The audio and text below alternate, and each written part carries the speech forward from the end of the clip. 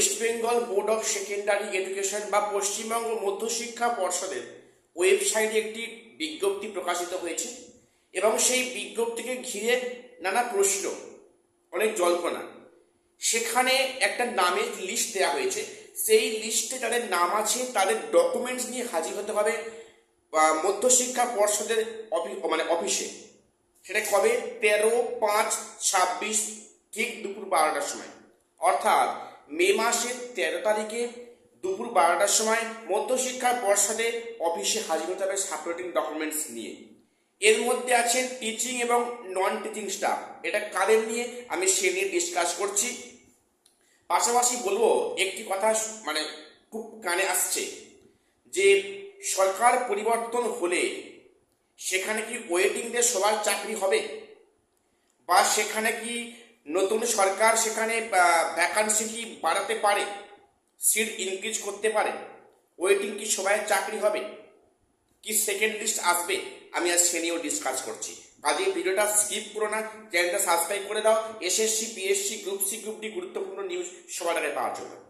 প্রথম আজকে বলি যে মধ্যশিক্ষা পর্ষদ একটি বিজ্ঞপ্তি গতকাল সন্ধ্যার দিকে প্রকাশিত করেছে।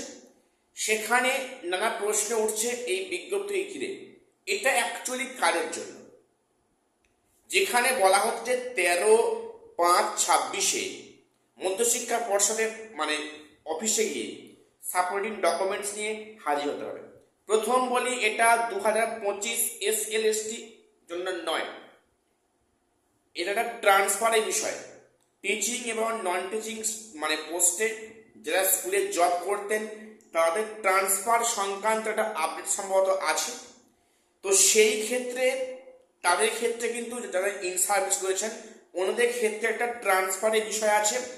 সেখানে নামের লিস্ট, সেখানে স্কুলের নাম সহ উল্লেখ আছে যে এই সমস্ত কিন্তু টিচার বা নন টিচিং স্টাফের কিন্তু সাপোর্টিং ডকুমেন্টস নিয়ে 13/5/2026 মধ্যশিক্ষা পর্ষদের অফিসে গিয়ে হাজির হতে হবে। এটাই নির্দেশ। এটা SLST 2025 ক্ষেত্রে নয়, অ্যাপ্লিকেবল নয়। কাজেই যারা ভাবছে এটা কিসে, এটা কেন, ভাবার কোনো কারণ নেই, এটা তোমাদের জন্য নয়। গেল। এবারে বলে রাখি যে প্রশ্নটা অনেকেই মাথার মধ্যে আনছে বা ঘুরছে যে রাজনীতি যদি যদি পালাবদল হয় তাহলে এফেক্ট তো পড়বে, আমি বলছি। তাহলে সেক্ষেত্রে কি ওয়েটিংদের সবার চাকরি হবে, সবাইকে নেবে, সেখানে কি সিট বৃদ্ধি পাবে, সিট ইনক্রিজ হবে, বা সেখানে সেকেন্ড লিস্ট আসবে, কি মনে হচ্ছে? আমি প্রথম বলি, দেখো রাজনৈতিকভাবে আমি অতটা অভিজ্ঞ নয়, তো রাজনৈতিক পালাবদল হবে কি পুনরায় প্রত্যাবর্তন হবে সেটা আমার বলা সম্ভব নয়, বা আমি সে নিয়ে অতটা আমি অভিজ্ঞ নয়। তোমাদের আগেই বলেছি রাজনীতির জ্ঞান আমার প্রায় নেই বলতে চলে, খুবই সামান্য। কাজে আমি সে নিয়ে বেশি কথা বলতে রাজি নয়। সরকার চেঞ্জ হবে না এই সরকার আসবে সেটা কিন্তু আমার কাছে স্পষ্ট কোনো ইঙ্গিত পাচ্ছি না। যাই হোক, সেটা আমার চেয়ে তোমরা আরো বেশি ভালো বলতে পারবে। আমার সেটা বিষয় নয়। যে বিষয় যে যদি বাই চান্স বা ইনকেস যদি সরকার চেঞ্জ হয় তাহলে সেখানে কি ওয়েটিং সবাই চাকরি হবে? দেখো এমনটা কিন্তু কখনোই নয়। যে বা যারা ভাবতো যে একটা চেঞ্জেস কিছু আসলে সেখানে হয়তো ওয়েটিংদের সবার চাকরি নেওয়া হবে, বা সেখানে হয়তো সিট সংখ্যা বৃদ্ধি হবে, সেখানে হয়তো সেকেন্ড লিস্ট আসবে। দেখো যেটা আমার পরিষ্কার মনে হয়, আমি খুবই কম বুঝি, ছোট্ট মাথার একজন ব্যক্তি, তো এখানে বলে রাখি যে এই নিয়োগটা কিন্তু সম্পূর্ণ হচ্ছে কোর্টের আন্ডারে, এটা মনে রাখো।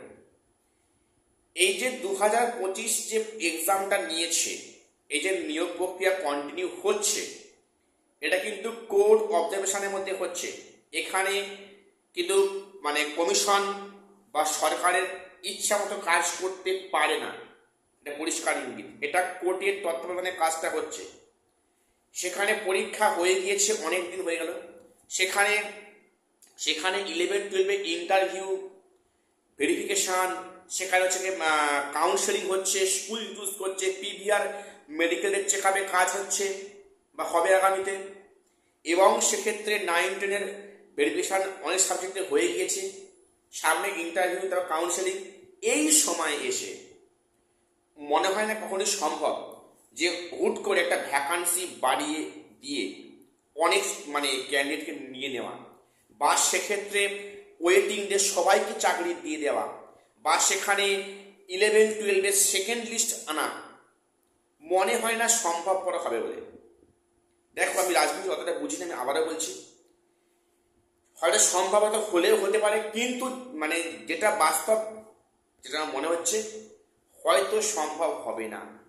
সেক্ষেত্রে হয়তো এই নিয়োগ প্রক্রিয়াটা সম্পূর্ণ করবে, তারপরে হয়তো আগামীতে হয়তো থার্ড এসএলএসটি বিজ্ঞপ্তি আনতে পারে।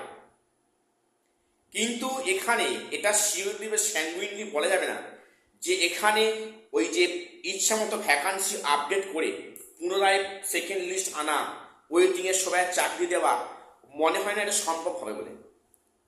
আমার কিন্তু মনে হচ্ছে না। সেটা আমার ভুল হতে পারে।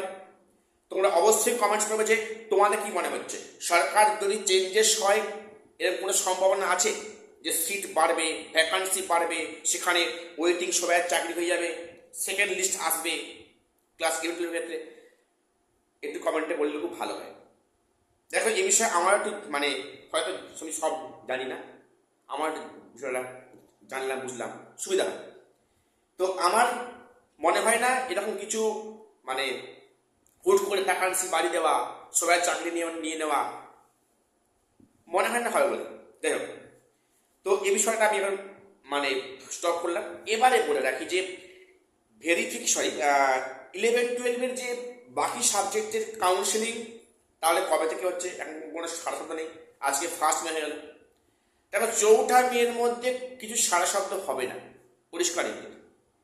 সেখানে কিন্তু 5 তারিখ 6 তারিখ নাগাদ একটা বিজ্ঞপ্তি আসবে, হয়তো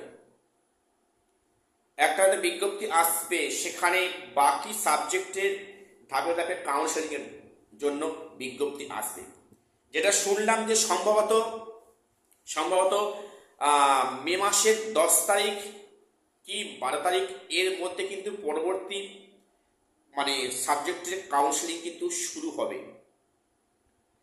এবং যেটা বলছিলাম যে কাউন্সেলিং হয়তো 18 মের মধ্যে হবে, সম্ভব নয়। সেক্ষেত্রে হয়তো এই মে মাসটা পুরো লাগবে বাকি সাবজেক্টের কাউন্সেলিং সম্পূর্ণ করতে।